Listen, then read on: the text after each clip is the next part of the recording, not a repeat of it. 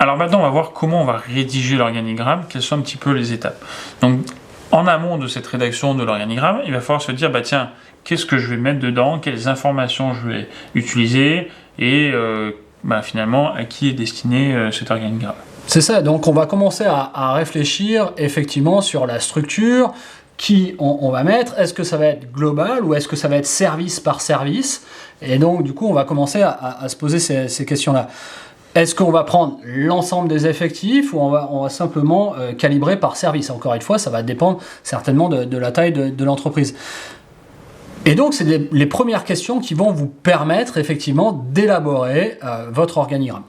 Ensuite, dans la deuxième partie, on va commencer à déterminer un petit peu les niveaux. On va essayer de faire une échelle en disant, tiens, voilà, je vais aligner tous les services de direction, je vais aligner tous les services, je sais pas moi, cadre, non cadre par exemple, ou ça peut être par ligne de produit, ligne d'importance.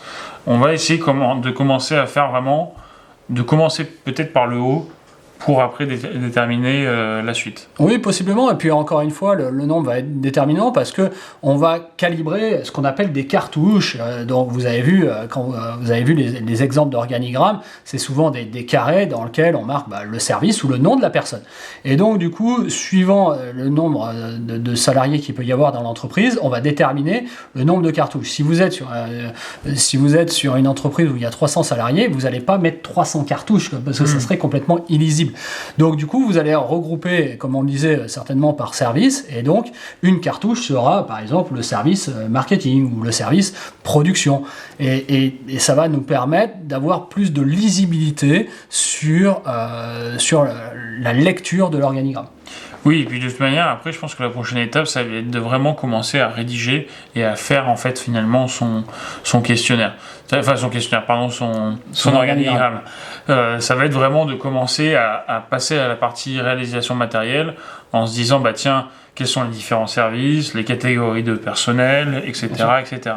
Et c'est là où on va aller chercher des outils pour nous aider. Et il y a plusieurs outils qui peuvent venir créer l'organigramme.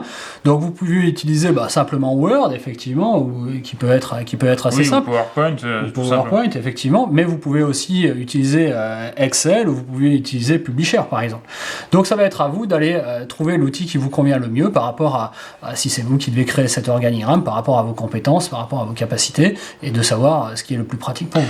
Oui, vous avez aussi plein d'outils en ligne comme Xmind ou MadMapping. Vous tapez sur internet, vous avez plein d'outils en ligne qui vous permettent de faire ça de manière assez facilement et de faire pouvoir évoluer rapidement aussi votre et ça, je crois que c'est très important de pouvoir faire en sorte que votre organigramme puisse bouger rapidement, puisse être revu, corrigé, changé en fait. Et c'est vrai que ces outils en ligne aujourd'hui apportent des solutions qui sont quand même très pratiques et très efficaces. Oui, tout à fait. Ce que je vous propose, c'est de passer à la suite avec des exercices qui vous permettront de mettre en application tout ce qu'on a vu jusqu'à présent.